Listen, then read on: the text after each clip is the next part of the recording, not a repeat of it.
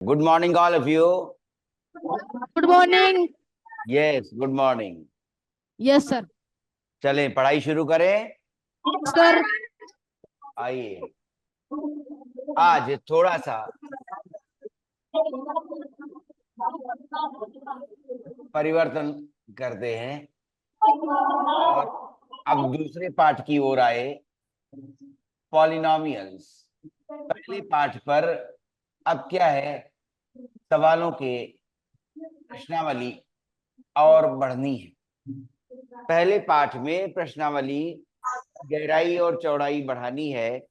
Topic लगभग दिए गए थे, 2 ग्रीष्मावकाश के पहले हैं करीब, जबकि अपरिमेय संख्याओं को वास्तविक संख्या रेखा पर दिखाना है।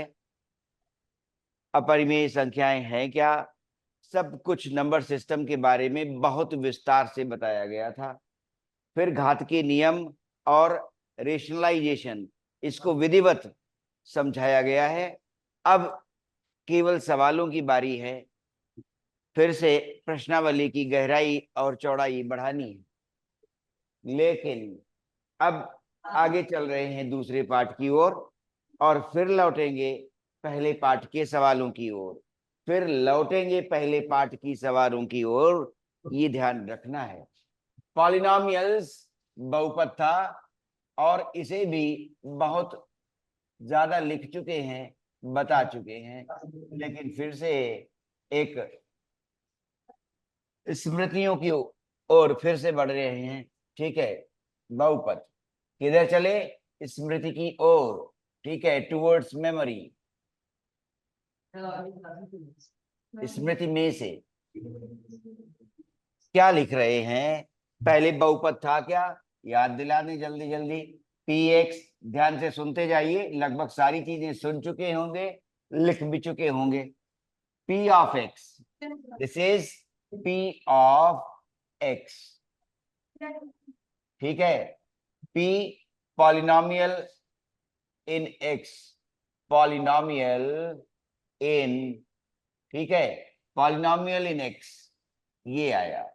ठीक है, इसका ये मतलब नहीं है क्या p इंटू एक्स। ठीक है, p इंटू एक्स ये मतलब नहीं है। ठीक है, ये गलत माना जाएगा। p ऑफ एक्स नोटेशन है, संकेतन है।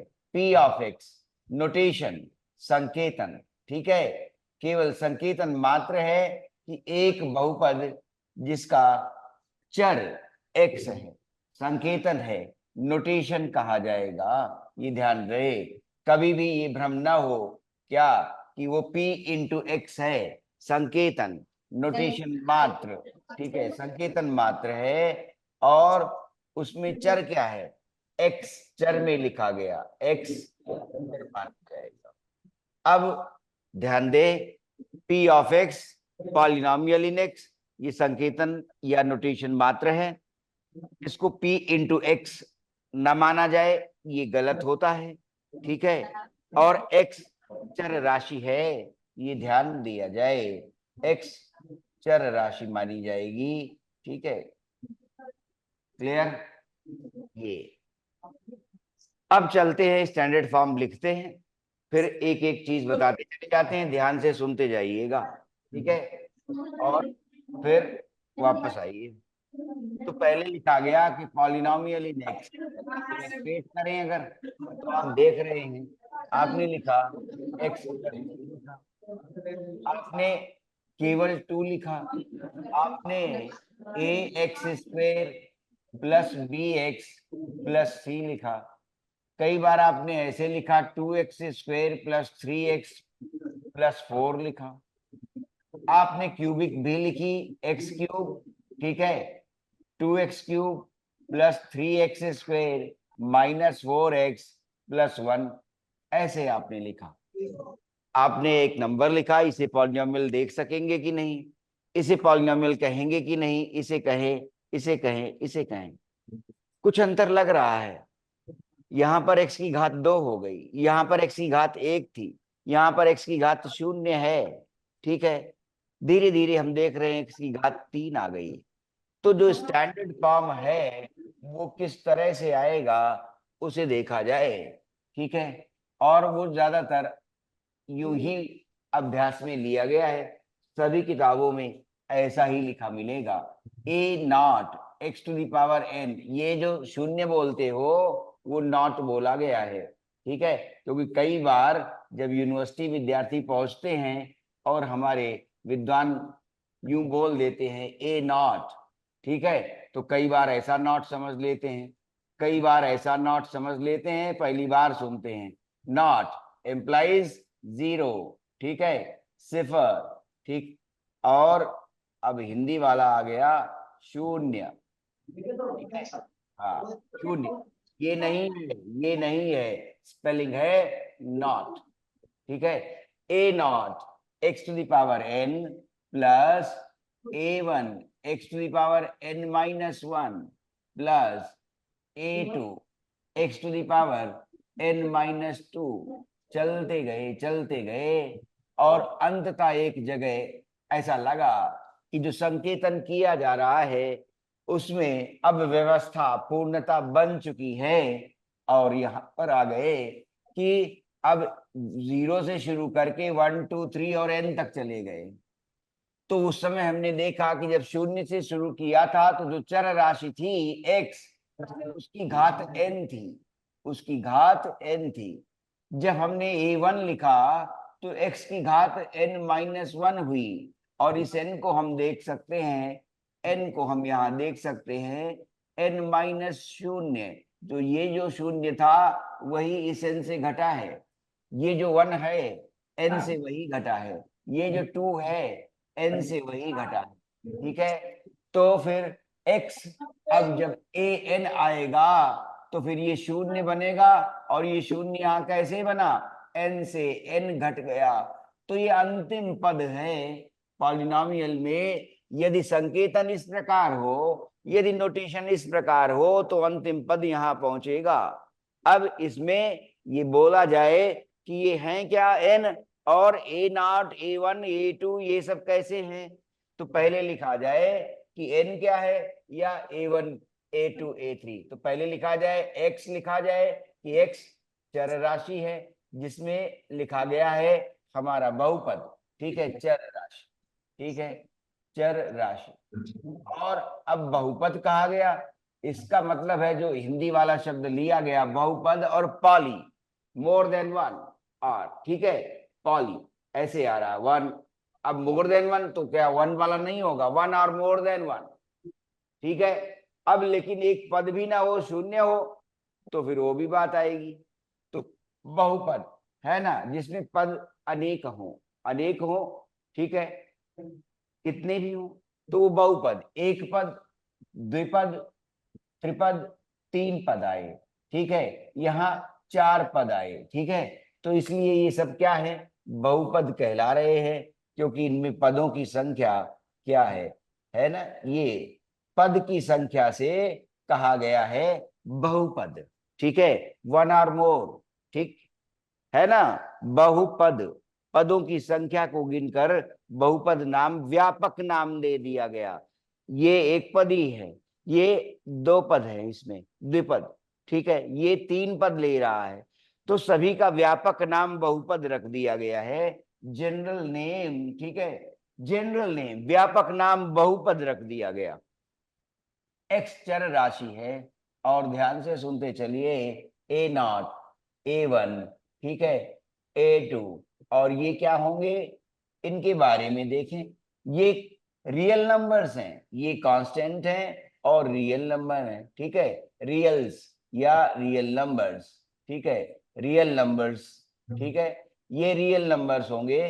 तो रियल नंबर्स में कैसा भी हो सकता है, नेचुरल नंबर भी हो सकता है, होल नंबर भी हो सकता है, इंटीजर भी हो सकता है, रेशनल भी हो सकता है, इरेशनल भी हो सकता है। ये कोफिशिएंट्स कैसे भी अवतरित हो सकते हैं, नेचुरल नंबर के रूप में 1 2 3, अच्छा शून्य भी बन सकता है, किसी का कोफिशिएंट पता चला कि वहां पर वो टर्म ना हो, मान लो इसमें बी एक्स नहीं होता, तो पता चला कि बी क्या है, शून्य, तभी एक्स मिट गया। ऐसा भी हो सकता था कि बी क्या हो, शून्य हो, और एक्स को वो तब मिटा देगा। तो इसलिए शून्य भी पॉसिबल है। और रेशनल पॉसिबल है, हाँ 1/2 1/3 कुछ भी लिखा जा सकता है। इरेशनल पॉसिबल है, √3x² + 2x + 3 पॉसिबल है। तो ये रियल नंबर्स होंगे। तो जो ये चर राशियों की जगह अचर राशियां आई हैं, ये अचर रियल नंबर्स होंगे। अचर कांस्टेंट, अचर कांस्टेंट, ठीक है, ध्यान रहे ये कांस्टेंट रियल नंबर्स होंगे। अब बात बची एन की, एन क्या होगा, ठीक है, याद दिला रहे हैं, ठीक है, एन क्या होगा, ठीक है, ये बात ध्यान देनी है। अब ये इंटीजर होगा, पूर्णांक होगा, लेकिन किस तरह का पूर्णांक होगा ये ध्यान देनी बात है, ठीक है, ये बात ध्यान देनी है कि पूर्णांक है, इंटीजर है, तो एन बिलोंग्स टू जेड कह रहे हैं, पूर्णांक बिलोंग्स टू जेड, ठीक है, जेड सेट ऑफ इंटीजर्स कहलाता है। तो ये इंटीजर है, पूर्णांक है, लेकिन कैसा पूर्णांक है ये बात ध्यान देनी पड़ेगी। इंटीजर्स हैं ये, एन इंटीजर होना चाहिए, लेकिन कैसा इंटीजर ये भी जरूरी है। तो पता चला क्या, नॉन नेगेटिव, धनात्मक और शून्य को लेकर, शून्य और धनात्मक, ठीक है ना, नॉन नेगेटिव, ठीक है, नॉन नेगेटिव, और पॉजिटिव का अपोजिट नेगेटिव, केवल इतना ही लेकर चले तो गणितीय अर्थ इसे विलोम नहीं बनाता कि पॉजिटिव का अर्थ नेगेटिव, है ना, फिजिक्स में चल जाता है, ठीक है, पॉजिटिव एंड नेगेटिव करंट, यहाँ पर कई बार ऐसी बात आ जाती है ना, पॉजिटिव टर्मिनल नेगेटिव टर्मिनल, ठीक है, पॉजिटिव का अपोजिट, लेकिन बीच में एक न्यूट्रल जा रहा है, न्यूट्रल वायर बीच में जाता है, ठीक है, तो नॉन नेगेटिव की बात आ रही है, ठीक है, तो नॉन नेगेटिव जब आया तो इसका अर्थ होता है, ध्यान रहे, कि पॉजिटिव एंड, ठीक है, पॉजिटिव तो रहेंगे ही सारे, पॉजिटिव के साथ साथ जीरो भी मान्य है, पॉजिटिव पॉजिटिव हो गए तो क्या हुआ, 1 से शुरू हो गए, natural number 1 2 3 and so on, and शून्य जीरो ऑल्सो, ठीक है, जीरो भी, मतलब किसी पॉलिनोमियल की घात, ठीक है, एन जो होगी, ठीक है, वो किस स्वरूप में हो सकती है, वो पूर्णांक हो सकती है, शून्य ले सकती है, और 1 2 3 पूर्णांक ले सकती है, ठीक है, तो एन नॉन नेगेटिव इंटीजर होता है जो बहुपद की घातांक कहलाएगा, ठीक है, बहुपद की घातांक मानी जाएगी, एन को क्या मानेंगे, degree of the polynomial, degree of the polynomial, degree है, पॉलिनोमियल की डिग्री है, ठीक है, पूरी बात बता दी गई, degree of the polynomial, n बहुपद का घातांक है, एन बहुपद का घातांक माना जाता है, ठीक है, लेकिन हो कैसा, इंटीजर हो, पूर्णांक हो, और पूर्णांक भी कैसा, नॉन नेगेटिव, नॉन नेगेटिव का मतलब सारे पॉजिटिव इंटीजर्स इंक्लूडिंग जीरो, उसमें जीरो शामिल किया जाना है, इसलिए केवल पॉजिटिव नहीं लिखा, ठीक है, नॉन नेगेटिव लिखा, ठीक है, नेगेटिव का अपोजिट, नॉन नेगेटिव नेगेटिव ना हो तो पॉजिटिव हो, लेकिन नॉन नेगेटिव जब लगा देते हैं तो जीरो इंक्लूड कर लेगा, क्यों इंक्लूड करता है, जीरो इसलिए इंक्लूड कर लेता है नॉन नेगेटिव फ्रेज, क्योंकि जीरो ना तो पॉजिटिव है ना ही नेगेटिव, इसलिए नॉन नेगेटिव होगा।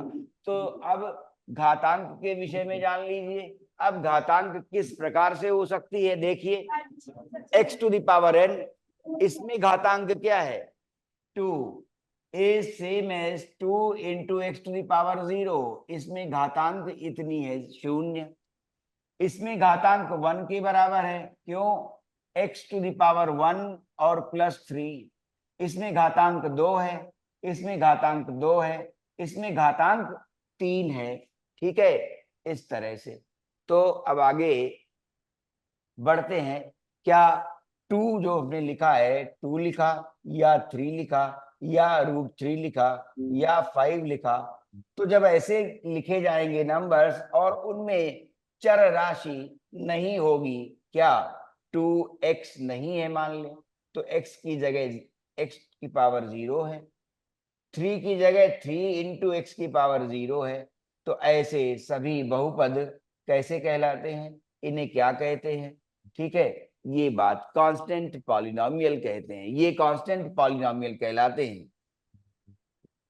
तो कांस्टेंट पॉलिनोमियल की घातांक कितनी बनी है? कांस्टेंट पॉलिनोमियल की घातांक 0 बनी है। ठीक है, अब ऐसा भी हो सकता है, ये भी ध्यान दें, क्या कि सभी 0 हो जाए। तो पता चला एक स्थिति ये बनती है कि A1 बराबर A2 बराबर A3 बराबर AN और सभी 0 हो जाए, तो जो PX है वो मिट जाएगी। जो PX है पॉलिनोमियल इन X, जब सभी 0 हो गए तो जो चर राशि में ये गुणांक के रूप में आए हुए हैं तो PX को 0 कर देंगे। ठीक है, और अब ऐसी स्थिति में PX इक्वल टू 0 को क्या कहेंगे, ये बात ध्यान देनी है। ठीक है, क्लियर? शून्य बहुपद कहलाता है ऐसा, शून्य बहुपद। और ये वाले जिनमें 2, 3 और √3 और 5 ऐसा आ रहा है, तो ये शून्य बहुपद नहीं कहलाए थे। ठीक है, शून्य बहुपद इसलिए नहीं कहलाए, क्यों? फिक्स्ड है उनकी वैल्यू कि इसमें 2 ही आएगा, इसमें 3 ही आएगा, फिक्स्ड है वैल्यू। ठीक है, और वैल्यू यहां भी फिक्स्ड है, लेकिन उसमें सभी गुणांक बराबर हो गए। ठीक है, तो ये शून्य बहुपद माना गया। ठीक है, 0 पॉलिनोमियल, शून्य बहुपद। अब इस पर एक प्रश्न बहुत अच्छा सा बन जाता है जो गलत कर देते हैं विद्यार्थी ऑब्जेक्टिव एग्जाम में। शून्य बहुपद की घातांक परिभाषित कर लें। ठीक है, शून्य बहुपद की घातांक, ठीक, ये क्या बनाएगा? शून्य बहुपद की घातांक को परिभाषित नहीं किया जा सकता। ठीक है, क्यों? देखिए, घातांक, शून्य बहुपद की घातांक अपरिभाषित मानी जाती है। ध्यान दें, शून्य बहुपद की घातांक अपरिभाषित है, उसको नहीं कह सकते कि 0 लिख दें, 0 नहीं लिख सकते। याद रखिए, शून्य बहुपद की घातांक अपरिभाषित है। क्यों अपरिभाषित हो गई? अब इसको माना जाए कि क्यों ऐसा हो गया, क्यों? ठीक है, अपरिभाषित क्यों है, देखो जरा। अब 0 है सभी जगह, सब जगह 0 है, तो 0, अब कोई कह रहा है उसने 0 में x की पावर कितनी लिखी? 2 लिखी। अब वो कहना चाहेगा क्या वो x की घातांक इस बहुपद की घातांक 2 मान ले? नहीं, दूसरा मित्र बोला भाई ये आएगा तो 0 ही, तो कहने लगे नहीं हम तो 2 ही मानेंगे। तो वो क्लासमेट कहता है भाई तुम कह रहे हो कि तुम 2 घातांक मानोगे इसकी, भाई सुरेश कह रहे हैं कि हम 0 में x की पावर 7 अगर मल्टीप्लाई कर दें तो क्या हम घात 7 मान लें? तो सुरेश कहने लगे कि भाई हम तो घातांक अब 7 मान सकते हैं, इसका मतलब हो गया, तो हम घातांक 7 मानेंगे यहां पर। अब समस्या हो गई मित्रों के बीच जो वार्तालाप चला, क्या हुआ? कहने लगे यार तुम कह रहे हो हम 7 मानेंगे, और ये दीपक कह रहे हैं हम 2 मानेंगे, और पंकज कह रहे हैं कि भाई हम तो 5 मानेंगे। ठीक है, अब प्रश्न खड़ा हुआ कि ये भी 0 है और 0 तो ये भी है। ये अंततः, ठीक है, जब गुणनफल निकलेगा तो 0 ही बना पाएंगे। और सभी मित्र ये कहने लगे कि हम घातांक हम 2 मानेंगे, दीपक ने कहा, सुरेश ने कहा हम 7 मानेंगे, और पंकज ने कहा हम 5 मानेंगे।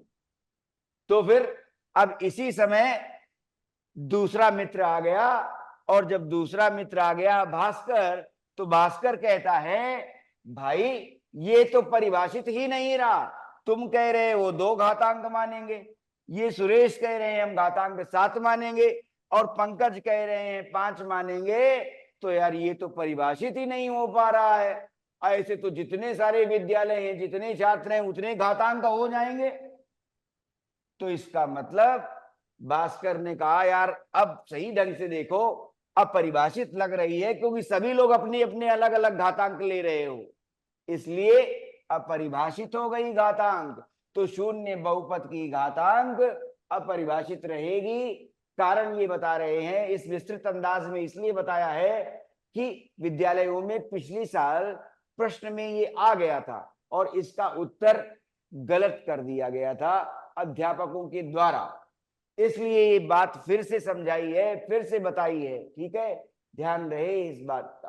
ठीक है, अच्छी तरह से कि शून्य बहुपद की घातांक अपरिभाषित रह गई है। और ये देखिए उसका उदाहरण भी हमने दे दिया, क्या कि अलग अलग मित्र शून्य बहुपद की घातांक अलग अलग बता रहे हैं, इसलिए ऐसी अवस्था में, ऐसी दशा में यही दिशा लेनी पड़ेगी कि ये अपरिभाषित रह जाएगी, इसका नामकरण नहीं हो सकता। इसलिए शून्य बहुपद की घातांक अपरिभाषित, याद रहे, अब गलत नहीं करना, याद रखना। ठीक है, अब आगे बढ़ते हैं बहुपद के बारे में। पहली एक्सरसाइज खत्म हो गई, आप लिख सकेंगे। ओके, अब आगे बढ़ते हैं। चलिए, अब जब आगे बढ़ रहे हैं तो पहले बहुपद का मान पर बात कर लेते हैं कि बहुपद का मान कैसे निकलता है। बहुपद का मान निकाल रहे हैं। ठीक है, बहुपद का मान कैसे, फिर बहुपद का शून्यांक निकालेंगे। तो बहुपद का मान हमने px लिखा, कितना, 2x square plus 3x minus 7। ठीक है, अब p ऑफ 2 निकालना चाहते हैं तो इसको लिख दें, पहले संकेतन को डिफाइन कर दें, परिभाषित कर दें नोटेशन को। Value of the polynomial at x is equal to 2, value of the polynomial here at x is equal to 2, at x is equal to 2। P2, P of 2 क्या निरूपित करता है? P ऑफ 2 मान कर रहा है कि जो बहुपद x में लिखी गई है, अगर x का मान 2 ले ले तो px का मान क्या होगा? तो ले लीजिए, देखिए 2 into 2 square plus 3 into 2 minus 7। 2 का स्क्वेयर 4, 4 गुणा 2 8, डायरेक्ट लिख सकते हैं, 9th क्लास है। 7 आएगा आंसर। ठीक है, सर 7 आएगा। 2 स्क्वेयर 8 आ गया, 3 दूनी 6 आ गया, और माइनस 7, 14 माइनस 7 7। शाबाश, तुम्हारा उत्तर सही है। ठीक है, ओके। अब आपको वैल्यू निकालनी है p ऑफ -1। ठीक है, p ऑफ -1 चाहिए, तो p ऑफ -1 माने क्या, 2 into -1 square plus 3 into -1 minus 7। -1 square is 1. So 2 into 1 is 2. 3 into -1 is -3 and -7. 2 minus के 3 और माइनस के 7, माइनस के 10 और सर माइनस का 8 आएगा। 8। वेरी गुड, शाबाश। तो बहुपद का मान इस तरह से हम लोग निकालेंगे। ठीक है, जब वो कहेंगे p ऑफ 2, जब वो कहेंगे p ऑफ -1, तो हमें क्या करना है, x के लिए ये वैल्यू इस्तेमाल करनी है, p ऑफ x। जब इसको समरूप देखेंगे p ऑफ 2 के, इसका अर्थ ये निकला कि हमने x का मान 2 रखना है, हमें x का मान 2 रखना है, किसमें, बहुपद में। फिर उसका मान क्या निकलेगा वो देखेंगे, उसकी गणना करेंगे, तो p ऑफ -1 हमारा -8 निकला। ठीक है, अब अगला टॉपिक आएगा कि बहुपद के शून्यांक, बहुपद का मान इस तरह से निकाला गया। तो जब बहुपद का मान निकालना सीख लेंगे तब अगली बात आएगी बहुपद के शून्यांक क्या होंगे। ठीक है, और अभी धीरे धीरे गुणनखंड की ओर पहुंच जाएंगे। ठीक है, बहुपद के शून्यांक बनेंगे। ठीक है, तो बहुपद के शून्यांक का क्या अर्थ निकलेगा ये ध्यान देना है। जीरोस ऑफ पॉलिनोमियल, बहुपद का शून्यांक चाहिए। ठीक है, जीरोस दोनों स्पेलिंग्स चल रही हैं, आप चाहे जैसे लिखे। ठीक है, जीरोस ऑफ पॉलिनोमियल, ठीक वैसे जैसे कलर की दोनों स्पेलिंग चल रही है, ये ब्रिटिश और अमेरिकन मामला है। ठीक है, वो एक दूसरे का उल्टा करते हैं, वो बाएं चलते हैं तो वो दाएं चलते हैं, कहे हमारे दाया छोर से गाड़ी। अच्छा, तो बहुपद के शून्यांक क्या होंगे? ठीक है। तो बहुपद के शून्यांक का अर्थ ये है कि अगर हम ग्राफ बनाए, अब लाइन ये बनी तो यहां पर शून्य है मामला, ठीक है, लाइन पर, ठीक है, वैल्यू ये y जो आता है, ये पॉलिनोमियल की वैल्यू इधर आती है y एक्सिस पर, x अक्ष पर आ रही है, ठीक है। हम x का मान रखते हैं, x का मान रखने पर जहां y या p ऑफ x 0 हो जाता है, इसमें कहा 0 हो गया, यहाँ 0 हो गया। दूसरी लाइन बना रहे हैं, कहते हैं उसमें यहां पर 0 हो गया। ये बिंदु कहने लगे 1 था, तो और ये बिंदु क्या कह रहे हैं, -1 था। तो पता चला कि उस बहुपद में जिससे ये दो रेखाएं बनती ग्राफ पर, तो उसका शून्यांक 1 निकला और इसका शून्यांक ये चीज है, ठीक है। तो बहुपद के शून्यांक चाहिए, ठीक है, बहुपद के शून्यांक, तो जीरोस ऑफ पॉलिनोमियल। तो क्या कहेंगे, वैल्यू ऑफ एक्स, एक्स का वो मान जो बहुपद का मान शून्य बना दे, ठीक है, value of x, value of x for which, value of x for which p of x is 0, ठीक है, value of x for which p of x is 0, ठीक है, तो उसे बहुपद का शून्यांक कहेंगे, ठीक है, बहुपद का शून्यांक कहलाएगा वो, ठीक है।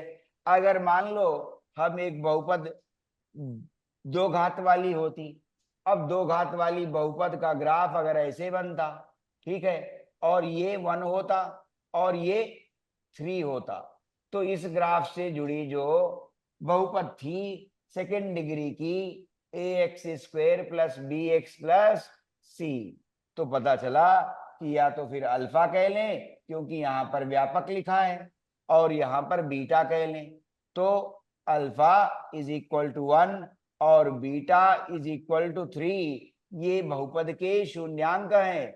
क्यों, x के इन मानों के लिए, x के इन मानों के लिए सर बहुपद का मान शून्य बन सर गया। तो alpha is equal to 1 and beta is equal to 3, ठीक है, तो ये बहुपद के शून्यांक कहलाएंगे। क्यों, इन मानों के लिए, x के इन मानों के लिए px का मान शून्य हो गया है, ठीक है, x के इन मानों के लिए, ठीक, px का मान शून्य हो जाए। अब एक बहुपद लिखी है x + 3 इज इक्वल टू 0। अब कोई कहता है कि इसका मान शून्य कब होगा, तो इसका मान शून्य कहना है तो माने हमने लिखा x + 3 इज इक्वल टू 0, ठीक है, तो माने क्या आ गया, क्योंकि हमें इसका मान शून्य चाहिए, हम x के उस मान की खोज में हैं जिसमें कि इस बहुपद का मान शून्य हो जाए, इसलिए इसे हम शून्य लिख देंगे, तो x इज इक्वल टू -3 आ गया। तो x के मान -3 के लिए इस बहुपद x + 3 का मान शून्य बन रहा है। इसी तरह से अब बात आ जाएगी गुणनखंड की।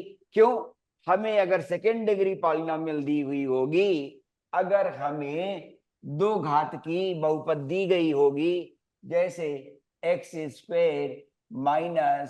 - 2x + 1, ठीक है, अब हमें अगर ऐसी बहुपद दी गई है, अब इसका शून्यांक हम चाहेंगे, इसका शून्यांक जानना चाहते हैं, ठीक है, तो क्या मीनिंग बनेगा, मतलब x² - 2x + 1 = 0 हो, ठीक है, जब ये 0 हो तो इसका अर्थ क्या निकला, हम x जानना चाहते हैं, तो माने हम इसको सॉल्व करें, जब हम इसको सॉल्व करें तो मूल आ जाएंगे, अब वो मूल शून्य, ठीक है, शून्यांक ही मूल कहलाएंगे, ठीक है, शून्यांक को मूल भी कह रहे हैं, ठीक है, शून्यांक।